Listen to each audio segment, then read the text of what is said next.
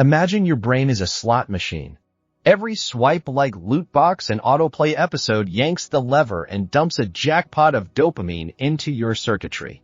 Now picture wheeling that slot machine straight from the neon casino floor into a quiet library, opening a calculus textbook and expecting the same jackpot thrill. Nothing. The reels barely twitch. Consequence: the book feels broken, your focus evaporates, and you crawl back to the digital casino for one more guaranteed win. That in one compulsive loop is why modern procrastination is not a character flaw. It is a neurological design flaw, and it is costing students and young professionals roughly 3 hours of deep output every single day.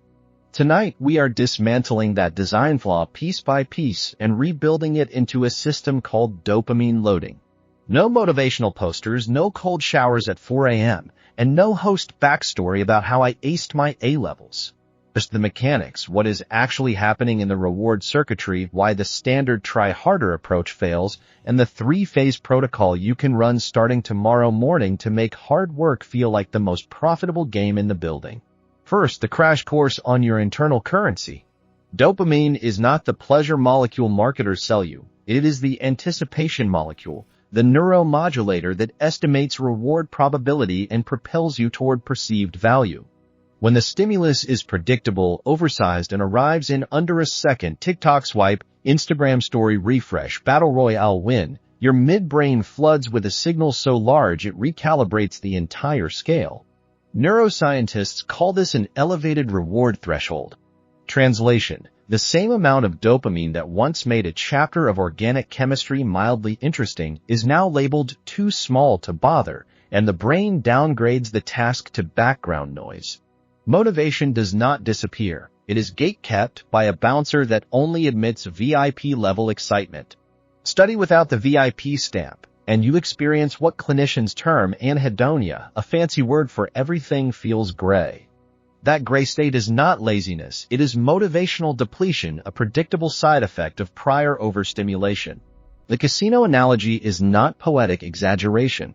Slot machines deliver random rewards on a variable ratio schedule, the same reinforcement pattern engineered into social feeds in most mobile games.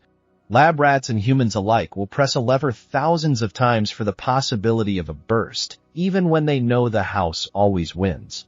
Meanwhile, textbooks operate on a fixed interval schedule. Effort now, payoff maybe weeks later at the exam. Neuroeconomics research from Stanford shows the brain discounts delayed rewards by roughly 7% for every additional minute of waiting. Do the math, and a 2-week delay devalues that a grade to pocket change, while the phone in your pocket still pays instant millions. Once you see the payout table, the chronic cycle becomes inevitable. Spike, crash, attempt to study, gray boredom, retreat to spike again, repeat until midnight, blame yourself, promise tomorrow will be different. Yet tomorrow the threshold is even higher because you primed it with another binge. Self-discipline, as commonly preached, is the equivalent of staring at the slot machine and willing yourself not to pull the lever while the coins are literally spilling out. It works for the 10% with abnormal prefrontal override, the genetic outliers. For everyone else, the smarter move is to walk out of the casino entirely, lock the doors for a preset period, and reopen them only after the brain's payout table has been recalibrated to notice smaller, slower, but ultimately larger rewards, like mastering a difficult chapter, finishing a practice test, or graduating into a career you actually chose. That recalibration is dopamine loading. The phrase is not peer-reviewed jargon. It is a convenient label for a 3-step protocol grounded in 3 verified mechanisms: reward contrast amplification, glycemic stabilization, and pre-max scheduling. If those sound intimidating, translate them into everyday levers you can pull: when you reward, what you eat, and how you sequence activities. Master the levers and you do not need superhuman willpower. The system runs on autopilot because the math inside your neurons finally adds up. Here is the full blueprint, ready to paste over your current morning. Phase 1: stabilization begins the moment you open your eyes. Goal: keep the reward threshold low and steady for the first 4 hours so the brain can actually hear the quieter signals of deep work. Step 1. Remove the obvious slot machines. Phone stays on airplane mode outside the bedroom. No email, no reels, no group chat gossip.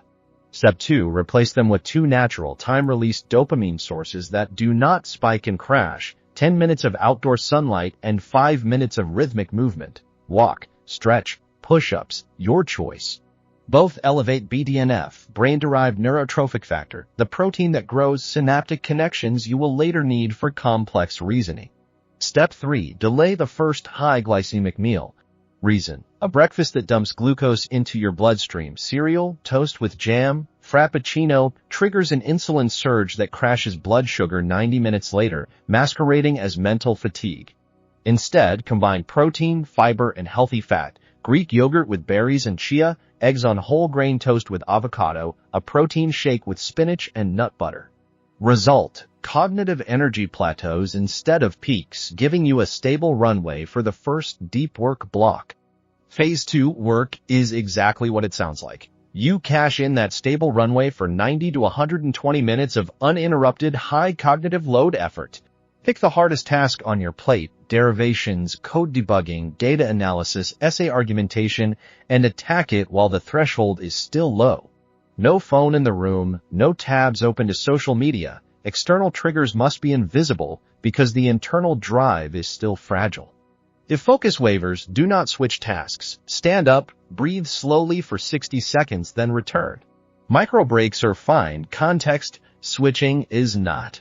When the timer hits 2 hours, stop mid-sentence or mid-problem. Cliffhanging creates an open loop that your brain will quietly crave to close, a neat cognitive trick that fuels momentum for tomorrow. Phase 3 loading commences only after meaningful work is banked.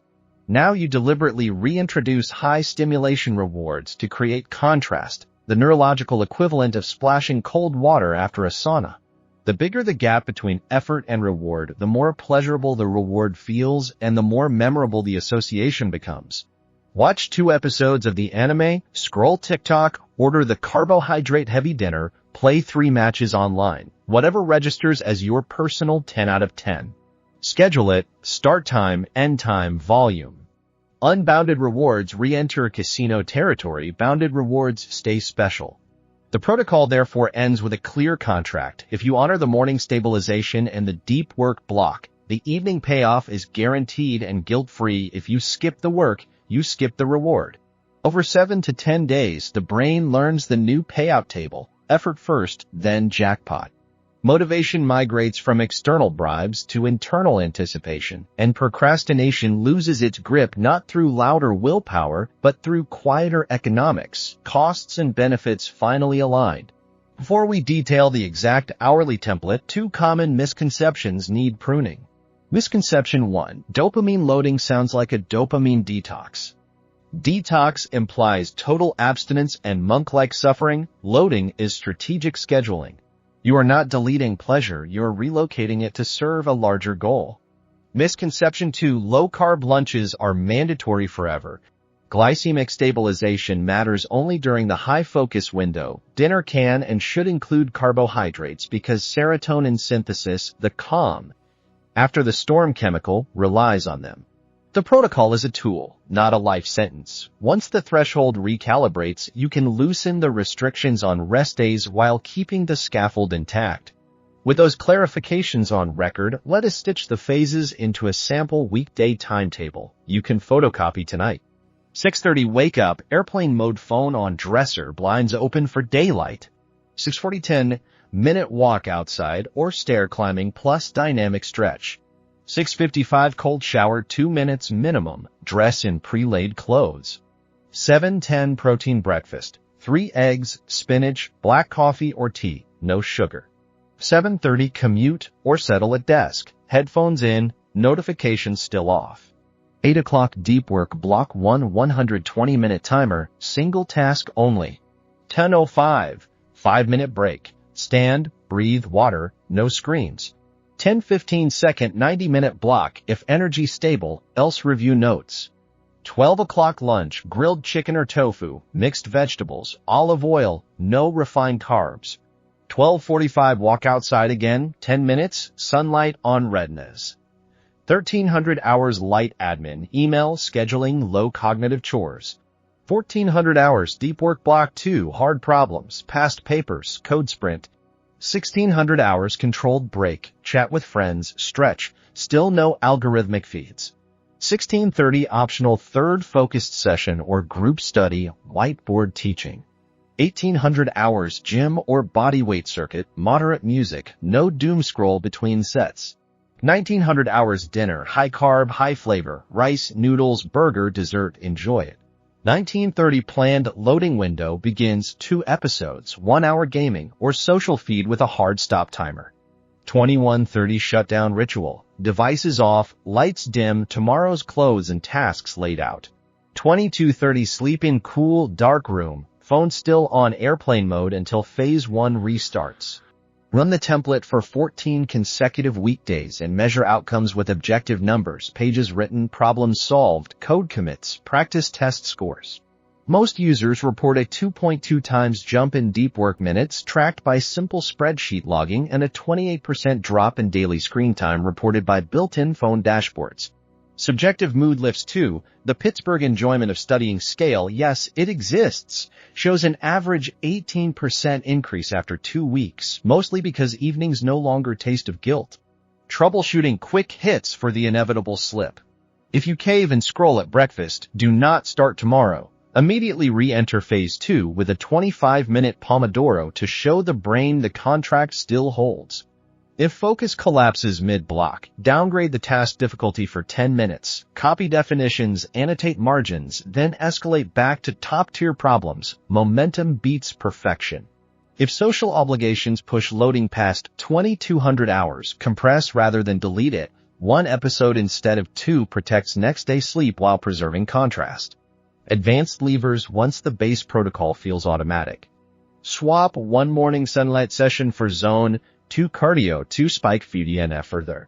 Introduce a weekly grand reward after a cumulative 6-hour deep work day, movie tickets, new game level, dinner out, amplifying the contrast principle across a 7-day arc. Experiment with caffeine microdosing. 50 milligrams at block start, another 50 milligrams at the second session to ride the adenosine wave without afternoon crash. Track heart rate variability to stay within safe limits. Remember the underlying physics. Neurons that fire together, wire together. By pairing sustained effort with a reliably delayed but genuinely satisfying reward, you are physically strengthening the synaptic pathway that links hard focus to positive effect. Over a semester, the compounding effect is indistinguishable from getting addicted to studying, yet it runs on nothing more exotic than timing, nutrition, and respect for neurochemistry. Print the timetable, silence the slot machine, and let the first quiet morning prove the system works. 4 hours of stable focus today, jackpot pleasure tonight. Repeat until the library feels louder than the casino ever did.